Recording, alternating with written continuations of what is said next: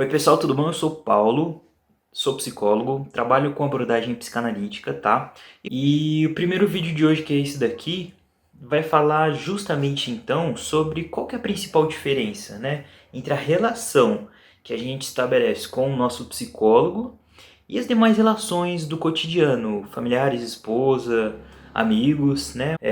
Se a gente for parar para pensar, as coisas que a gente leva para o nosso psicólogo são coisas que a gente não considera coisas aceitáveis dentro da gente. Se a gente vai para o psicólogo é porque a gente não queria ter aquilo que a gente tem dentro da gente, né? A gente não queria ter um pensamento, não queria estar se sentindo do jeito que a gente está se sentindo, a gente não queria estar desconfortável com o mal-estar que a gente está tendo. Porque, por exemplo, ninguém é promovido no trabalho, tá super feliz com a promoção, tá super bem, tá super animado e fala: Nossa, eu vou procurar um psicólogo para falar sobre isso porque eu tô muito feliz, eu tô muito animado, eu tô muito contente, eu quero conversar com isso com um psicólogo, né? Não, não é isso que acontece, né? Se a gente vai para o psicólogo é porque a gente vai falar de coisas que não estão deixando a gente bem, não estão deixando a gente dormir tranquilo, né? Assim, se por um lado ninguém vai para o psicólogo porque é promovido e está feliz, por outro lado tem pessoas que vão no psicólogo e foram promovidas, mas não estão felizes, né? Tem pessoas que estão no contexto de vida que a maioria das pessoas consideraria ideal, perfeito, e não estão felizes, né? A pessoa está alcançando todos os seus sonhos, todos os seus objetivos, sua vida está instável, tudo que ela planejou está acontecendo e ela não se sente bem, ela ainda assim tem um mal-estar. Porém, e aí vamos comparar agora, né? Quando ela leva isso pro marido dela, quando ela leva isso pro pai dela, pro amigo dela, essas pessoas não costumam entender esse mal-estar, né? Geralmente ela vai ouvir dessas pessoas: Nossa, mas sua vida tá tão perfeita, por que você tá assim? Você não devia estar assim. Você tá tendo tudo o que você sempre quis ter e você tá com esse mal-estar. Não, inaceitável isso, né? Mas para o psicólogo não é inaceitável, né? Para o psicólogo existe um porquê disso, né? E essa já é uma questão fundamental que vai diferenciar essas duas relações, né? A maneira como o psicólogo vai lidar com isso, né? A diferença então tem a ver justamente com esse tato que o psicólogo tem, né? Com a capacidade de lidar com isso, né? Com as ferramentas de, de conseguir receber isso e saber o que fazer com isso, né? Saber que existe um motivo para isso, né? Bom, outra questão muito importante também que vai diferenciar a relação que a gente tem com o psicólogo é a questão do envolvimento emocional, né? O envolvimento emocional, a quantidade de envolvimento emocional que a gente tem numa relação diferencia completamente essa relação, né? Então, por exemplo, é muito difícil a gente ver alguém que a gente ama, que a gente gosta muito, que a gente tem um carinho muito grande, sofrendo e conseguir ficar frio, né, diante dessa situação. É muito difícil pra gente, aquilo comove a gente, aquilo toca a gente de uma maneira com que a gente não consegue, às vezes, pensar friamente, né. Tem até uma frase muito interessante de um filme que eu gosto muito, O Poderoso Chefão, né, que o Don Corleone tá falando pro rapaz que vai ser o sucessor dele, né, ele diz uma coisa muito perspicaz. Ele fala: nunca odeie o seu inimigo, porque isso atrapalha o seu raciocínio, né? E a ideia cabe perfeitamente, porque a gente está falando aqui, né? A gente não está falando de inimigo, mas esse sentimento não permite que a gente consiga tratar essa pessoa da maneira como ela precisaria ser tratada, né? A gente não consegue pensar friamente, né, nessa situação. E é isso que vai diferenciar a relação que a gente tem com o nosso terapeuta, né?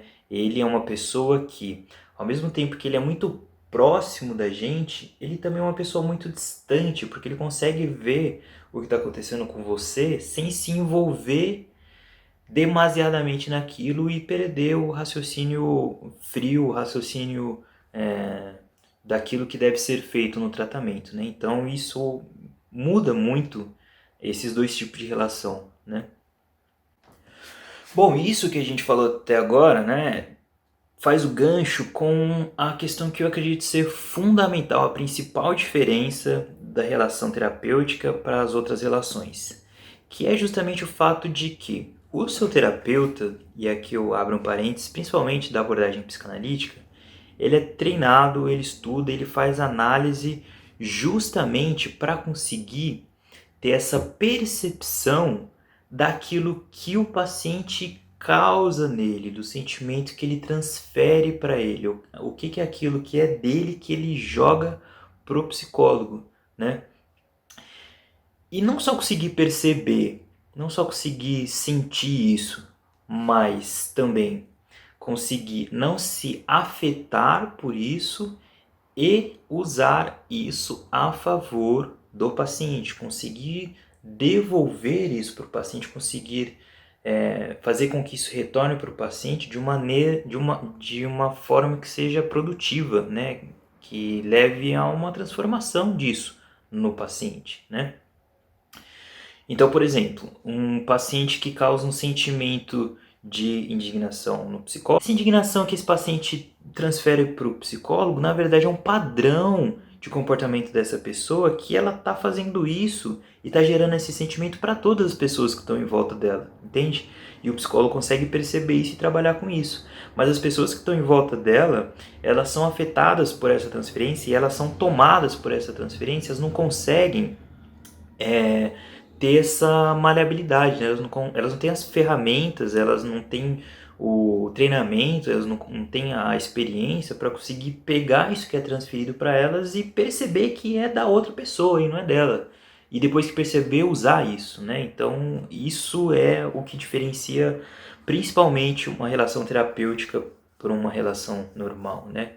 Bom, e uma outra e última questão que é muito importante, né, que vai diferenciar aí, tem a ver justamente com as nossas resistências, né? Resistências que estão ali no nosso psiquismo para defender a gente do nosso inconsciente, daquilo que é muito desagradável, daquilo que é muito difícil de aceitar no nosso inconsciente, né? Então essas resistências estão lá por algum motivo, né?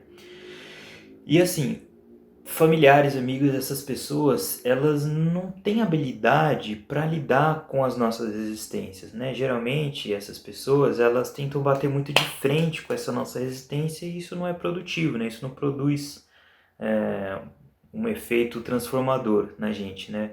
Por mais que o psicólogo também consiga perceber tudo aquilo que você está ignorando, que você não quer ver, que você não quer aceitar agora, que você desmente por mais que esteja muito na sua cara, você nega, né? Ele consegue ouvir de você, né? Por exemplo, a seguinte frase, né? O paciente vira para você e diz: "Não, eu não quero me desapegar disso, né? Eu não quero largar essa coisa que está me fazendo sofrer, né? Eu escolho continuar sofrendo, eu escolho continuar sentado aqui nesse buraco", né? O paciente te diz isso e o psicólogo consegue te responder: "Tudo bem, não tem problema. Então eu escolho ficar sentado aqui nesse buraco com você, tá bom?" E então o psicólogo consegue ter essa condição de esperar o tempo da pessoa, de ficar ali com ela naquela situação e ver até onde aquela situação pode levar ela e ter a capacidade de aceitar as escolhas e fazer com que os desejos da pessoa sejam de fato desejos dela, né? Mas se você tem algum tema aí sobre psicologia, sobre análise, sobre psicoterapia, algum tema pessoal seu, alguma questão que você gostaria de questionar, que seja algo para a gente refletir sobre, né, algo que você gostaria de expandir mais, ou temas relacionados à área, pode mandar para mim. Eu vou fazer outros vídeos, todos mais ou menos nessa linha. Espero que vocês tenham gostado e fica meu abraço aqui para vocês, tá bom? Tchau, tchau, gente!